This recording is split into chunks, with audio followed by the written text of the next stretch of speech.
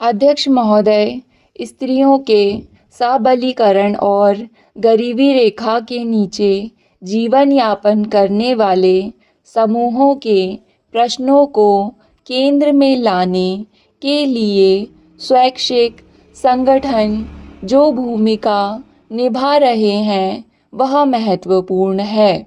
जो सामाजिक समूह बेहद गरीबी का जीवन जी रहे हैं उनको संगठित करके समाज के पास उपलब्ध संसाधनों के बेहतर ढंग से इस्तेमाल द्वारा स्वैच्छिक संगठन उन्हें राष्ट्र की मुख्य धारा में शामिल करने का प्रयास कर रहे हैं। इसमें एक उल्लेखनीय पहलू यह भी है कि स्वैच्छिक क्षेत्र इस महत्वपूर्ण कार्य के लिए उपलब्ध सरकारी संसाधनों का भी इस्तेमाल कर रहा है।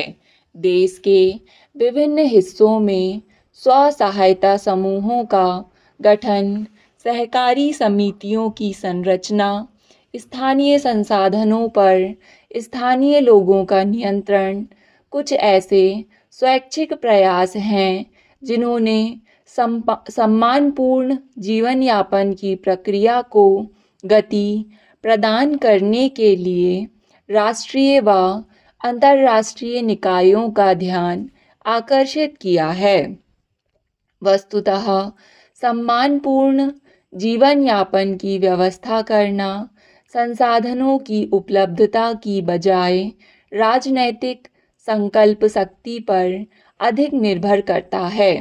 वर्तमान परिप्रेक्ष्य में स्वैच्छिक क्षेत्र का यह दायित्व है कि वह अपने देश के राजनीतिक सामाजिक नेतृत्व को इस दिशा में ठोस कार्रवाई करने के लिए प्रेरित करे, उन्हें अपनी इस चिंता से अवगत कराए कि यदि आर्थिक दृष्टि से बेहद कमज़ोर लोगों की स्थिति को सुधारने के लिए युद्ध स्तर पर प्रयास शुरू नहीं किए गए तो ऐसे लोगों का समूची व्यवस्था पर से विश्वास समाप्त हो जाएगा। यह एक विस्फोटक स्थिति होगी। इस पर नियंत्रण रखना लगभग असंभव हो जाएगा। अतएव स्वैच्छिक क्षेत्र तथा राजनैतिक सामाजिक नेतृत्व आपसी सहयोग और समन्वय से ऐसी स्थितियां पैदा करें जिससे आम आदमी के सम्मानपूर्ण जीवन यापन की संभावनाएं बलवती हों।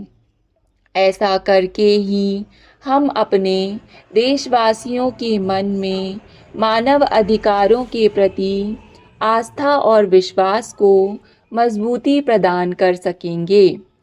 दिल्ली समाज कल्याण सलाहकार बोर्ड ने विकास पर्व की गतिविधियों की कड़ी में कार्यक्रम का आयोजन किया।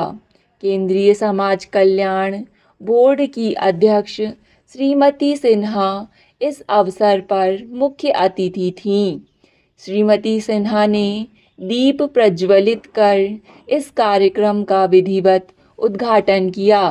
केंद्रीय समाज कल्याण बोर्ड की अध्यक्ष श्रीमती सिन्हा ने इस अवसर पर बोलते हुए कहा, पर्व हमारी परंपरा है। हम पर्व बहुत उत्साह और उमंग के साथ मनाते हैं। बोर्ड समाज के उपेक्षित और वंचित वर्गों तक विकास पर्व के दौरान अपनी गतिविधियां पहुंचाने के लिए निरंतर प्रयत्नशील है। अध्यक्ष महोदय, राजभाषा स्वर्ण जयंती का वर्ष समाप्त हो गया। इस वर्ष का हिंदी पखवाड़ा भी संपन्न हो गया, किंतु इसका अर्थ यह कदापि नहीं लगा लेना चाहिए कि राजभाषा हिंदी का विकास हो चुका है और अब हम चैन की सांस लेकर बैठ जाएं या पुनः अंग्रेजी में कार्य करना प्रारंभ कर दे।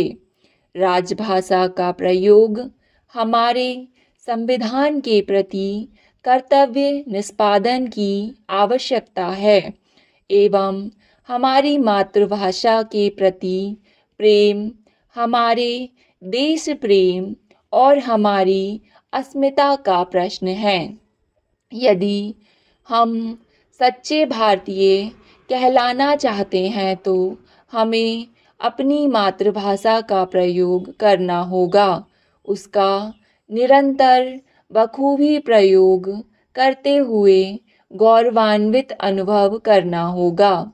यदि हम हीन भावना के साथ अपनी भाषा का प्रयोग करते हैं तो हमारे लिए यह बेहतर होगा कि हम अपनी भाषा छोड़कर अन्य भाषा की दासता स्वीकार कर लें। अपना ही तो मन है, हम उसे मार सकते हैं। मार मार कर गुलामी की भाषा का प्रयोग करने की आदत डाल सकते हैं। अपनी तर्कमयी बुद्धि से ऐसे अनर्गल तर्क गढ़ सकते हैं जो हमें प्रसन्न कर दें तथा अन्य को संतुष्ट कर देने में हमारी सहायता कर सकें। वकालत करना आज हर व्यक्ति का स्वभाव बन गया है। खैर, हम सरकारी सेवा में हैं तो हमें राजभाषा के नियमों के अनुपालन का उत्तरदायित्व निभाना ही होगा। राजभाषा के लिए गठित संसदीय समिति का दौरा होने पर हमें उससे मुखातिब होना पड़ेगा। विभागीय हिंदी निरीक्षणों के दौर से गुजरना होगा। अगर हम राजभाषा का प्रयोग करते रहेंगे तो ये सब पड़ाव हमारे लिए सरल और सुगम रहेंगे। हमें किसी भी पड़ाव पर ना रुकने की आवश्यकता होगी और ना हमें झूठे तर्क देने की। राजभाषा हिंदी का प्रयोग हम निडर होकर कर सकते हैं और अपना मस्तक ऊंचा रख सकते हैं। अंग्रेजी का प्रयोग हमें किसी भी पड़ाव पर मुश्किल में डाल सकता है, झूठ बोलने को मजबूर कर सकता है। हमें सिर तो नहीं किंतु निगाहें अवश्य नीची करनी पड़ सकती हैं। हिंदी आप अशुद्ध लिखते हैं तो घबराइए नहीं, क्योंकि आप हिंदी अधिकारी नहीं हैं। आप अपने विषय के विशेषज्ञ हैं। भाषा का तो सहारा आप विषय के प्रतिपादन के लिए ले रहे हैं।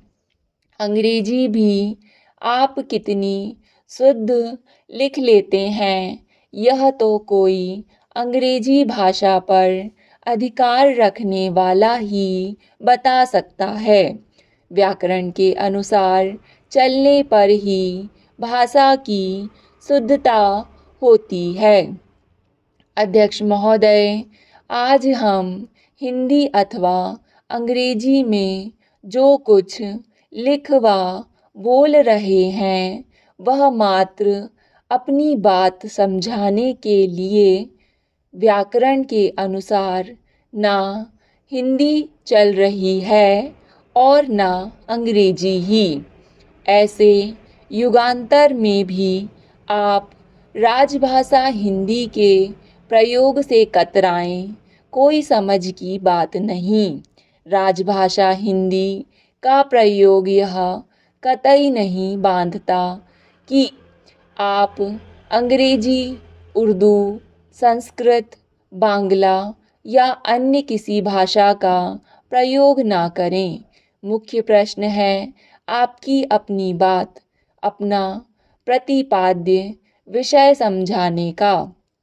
आप अपने विचार लिखते समय रुके नहीं, हिंदी का शब्द ना मिले तो अन्य भाषा के शब्द का निसंकोच प्रयोग कर लें ताकि उसका प्रवाह ना रुके। अंग्रेजी भाषा में भी आज चपाती, दाल इत्यादि शब्दों का प्रयोग होने लगा है। चपाती शब्द का अनुवाद करते समय ना तो ब्रेड शब्द जमता था और ना लोफ। अंत में थककर अंग्रेजी शब्दकोशों को चपाती और दाल जैसे शब्दों को आत्मसात करना पड़ा। राजभाषा हिंदी तो इतनी उदार है कि अन्य भाषा के शब्दों को आत्मसात करते करते अपनी वर्तनी को भी बहुत लचीली बनाती चली गई। हिंदी लिखें या हिंदी। स्टॉप।